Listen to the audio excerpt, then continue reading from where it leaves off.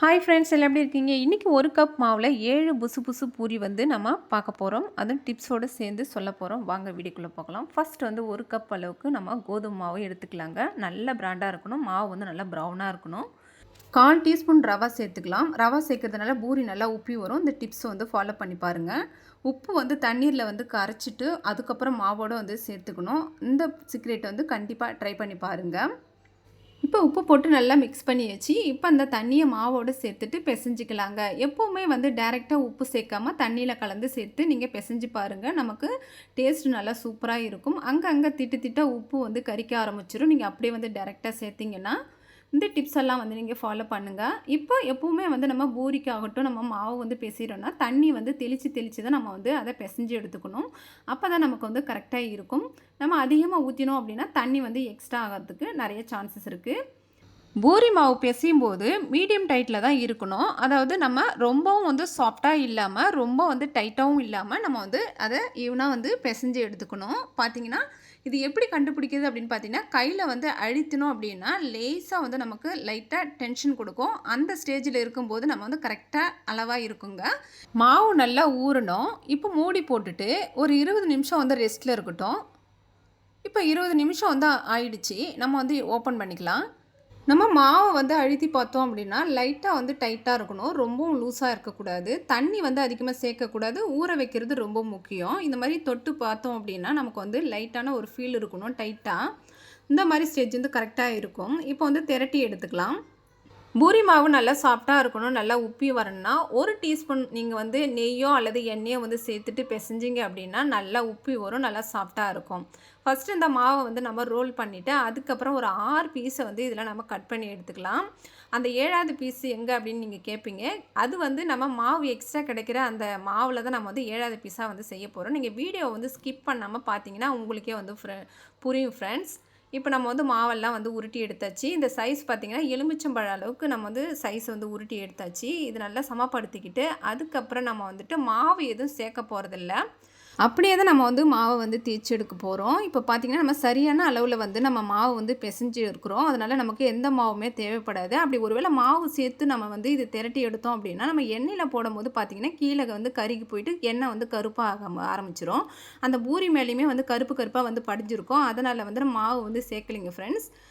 ஒருவேளை மாவு வந்து நீங்கள் தண்ணியாக பிசைஞ்சிட்டிங்கன்னா லைட்டாக வந்து மாவை வந்து மேலே நல்லா சேர்த்துட்டு திரட்டிக்கோங்க. இப்போ ஷேப்பு வந்து வர்றதுக்காக பார்த்தீங்கன்னா நான் ஒரு கப்பு ஒன்று எடுத்துருக்கிறேன். அந்த கப்பி மூடியாக இருக்கட்டும் அந்த கப்போ இருக்கட்டும் அப்படி வந்து ப்ரெஸ் பண்ணிங்கன்னா ஒரு ரவுண்ட் ஷேப்பு வந்து நமக்கு கிடைக்கும். இப்படி பார்த்தீங்கன்னா நமக்கு வந்து நல்ல ஒரு சூப்பரான ஃபினிஷிங்கான ஒரு பூரி வந்து கிடச்சிருச்சு பார்த்தீங்களா. நம்ம எப்படி வேணாலும் நம்ம திரட்டிக்கலாம். ஆனால் ஷேப் ரொம்ப முக்கியம். அதுக்கு வந்து நீங்கள் கப்பு இந்த மாதிரி ஏதாவது அகலமான ஒரு பொருளை வந்து எடுத்துக்கோங்க.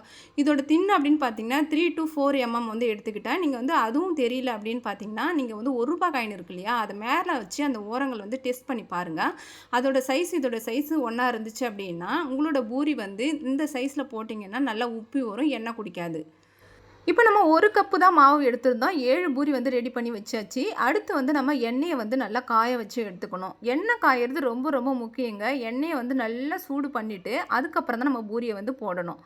இப்போ வந்து மாவு வந்து குண்டா இந்த மாதிரி போட்டிங்கன்னா வெடிச்சிரும். இந்த மாவை வந்து நல்லா சின்னதாக தட்டி இதில் போட்டுடுங்க. இப்போ போட்ட உடனே நமக்கு எலும்பி வந்துச்சுன்னா நமக்கு எண்ணெய் வந்து நல்லா ஹீட் ஆகிடுச்சுன்னு அர்த்தம். இப்போ நம்ம எடுத்து வச்சுருக்கிற இந்த பூரியை வந்து எண்ணெய்க்குள்ளே வந்து சேர்க்க போகிறோம். இப்போ எந்த அளவுக்கு ஃபினிஷாக இருக்குது பார்த்தீங்களா? இப்போ போட்ட உடனே நம்மளோட பூரி வந்து நல்லா தப தபன்னு நல்லா மேலே எழும்பி வரப்போ கரண்டியை விட்டு நல்லா தப்பி கொடுக்கணும். நம்ம இந்த மாதிரி கரண்டியெல்லாம் தப்பி தப்பி விட்டால் தான் நமக்கு நல்ல ஒரு பூரி வந்து உப்பி வரும். நீங்கள் அப்படியே விட்டுட்டீங்க அப்படின்னா எண்ணெய் குடிக்க ஆரம்பிச்சிடும். பூரி வந்து உப்பி வராதுங்க. இது ரொம்ப முக்கியமான ஒரு டிப்ஸு ஃபாலோ பண்ணுங்கள். இப்போ இந்த பூரி வந்து வேகிறதுக்குன்னு பார்த்தீங்கன்னா 2 பக்கமும் நீங்கள் திருப்பி திருப்பி விட்டு நல்லா ப்ரௌன் கலரில் வேக வைக்கணும். இல்லைன்னா மாவாக இருக்கும் உள்ளே பார்த்தீங்கன்னா. அதனால் பூரி வந்து வேகிறது ரொம்ப முக்கியம். இப்போ நம்ம பூரி வந்து செய்கிறதுக்கு மாவு எப்படி வாங்கணும் அப்படின்னு பார்த்தீங்கன்னா நம்ம மாவை வந்து நல்லா நைஸாக வந்து வாங்கக்கூடாது. ஃபுல் அண்ட் ஃபுல் வந்து கோதுமை மாவு மட்டும்தான் வாங்கணும். அந்த மாவு வந்து ரொம்ப நைஸாக இருக்கக்கூடாது, வெள்ளையாக இருக்கக்கூடாது. கலர் ரொம்ப முக்கியம். மாவோட கலர் எப்படின்னு பார்த்தீங்கன்னா ப்ரௌன் கலரில் இருக்கணும். மாவு கொஞ்சம் திரியாக இருக்கணும். ஃபுல் அண்ட் ஃபுல் கோதுமை மாவாக இருக்கணும். இப்படி இருந்துச்சுன்னா உங்களோட பூரி நல்லா பர்ஃபெக்டாக நல்லா பந்து போல் சூப்பராக வந்து கிடைக்கும். இந்த டிப்ஸ் எல்லாம் வந்து ஃபாலோ பண்ணுங்கள். நான் வந்து ஒரு 5, 6 தடவ வந்து இத செஞ்சு பார்த்துட்டு, என்னோட அனுபவத்தில இந்த ரிசல்ட்ட வந்து உங்ககிட்ட சொல்றேன். நீங்கலாம் ட்ரை பண்ணி பார்த்தீங்கன்னா, செய்ய தெரியாத பூரி நீங்க கூட ஈஸியா செஞ்சு, பெர்ஃபெக்ட்டா உங்க ஹஸ்பண்ட் வந்து குடுக்கலாம். நீங்க ட்ரை பண்ணி பாருங்க. நான் அப்படி தான் வந்து ட்ரை பண்ணிட்டு தான் உங்க கூட வந்து ஷேர் பண்றேன். நான் சொன்ன அந்த டிப்ஸ், ட்ரிக்ஸ் எல்லாம் நீங்க ட்ரை பண்ணி பார்த்துட்டு, உங்களுக்கு எப்படி வந்துச்சுன்னு சொல்லிட்டு மறக்காம கமெண்ட் பாக்ஸ்ல வந்து சொல்லுங்க. இப்போ நம்மளோட பூரி வந்து நல்லா குண்டு குண்டா நல்லா சூப்பரா வந்திருக்கு. எண்ணெய் குடிக்காத இருக்கணும்னு பார்த்தீங்கன்னா, மாவுல வந்து தண்ணி அதிகமா சேர்க்கக்கூடாது. மாவு வந்து சப்பாத்தி மாவ விட கொஞ்சம் கட்டியா இருக்கணும். இது ரொம்ப முக்கியம். ரொம்பவும் வந்து கட்டியா இருக்கக்கூடாது. ரொம்ப கட்டியா இருந்தாலுமே தண்ணி குடிக்கும். அதனால நீங்க வந்து தெளிச்சு, தெளிச்சு நீங்க திட்டமா வந்து பெசஞ்சு எடுத்துக்கோங்க. ஊற வைக்கிறது ரொம்ப, ரொம்ப முக்கியம். மாவு வந்து ஒரு 20 நிமிஷம் கம்பல்சரி வந்து ஊறிடணும். ஊறுனா மட்டும் தான் நல்லா வந்து டைட்டா இருக்கிற மாவு கூட நல்லா லூஸ் குடுக்கும். அதனால தான் சொல்றது, மாவுல தண்ணி அதிகமா சேர்க்கக்கூடாது அப்படின்னு சொல்லிட்டு, மாவுல நீங்க தண்ணி சேர்க்காத 20 நிமிஷம் வந்து நல்லா ஊற வச்சு எடுத்துக்கோங்க. உங்களுக்கு தண்ணி வந்து அதிகமா தேவைப்படாது. ட்ரையா இருந்தாலுமே சாஃப்ட்டா ஊறி வந்துடும். இந்த டிப்ஸ் எல்லாம் கண்டிப்பா ஃபாலோ பண்ணி பாருங்க ஃப்ரெண்ட்ஸ். உங்களுக்கு இந்த வீடியோ வந்து பிடிச்சிருந்தா மறக்காம நம்மளோட சித்தா சேனலை லைக் பண்ணுங்க, ஷேர் பண்ணுங்க. உங்க ஃப்ரெண்டுக்கு வந்து மறக்காம ஷேர் பண்ணுங்க, சப்ஸ்கிரைப் பண்ணுங்க. தேங்க் யூ ஃபார் வாட்சிங். பாய்.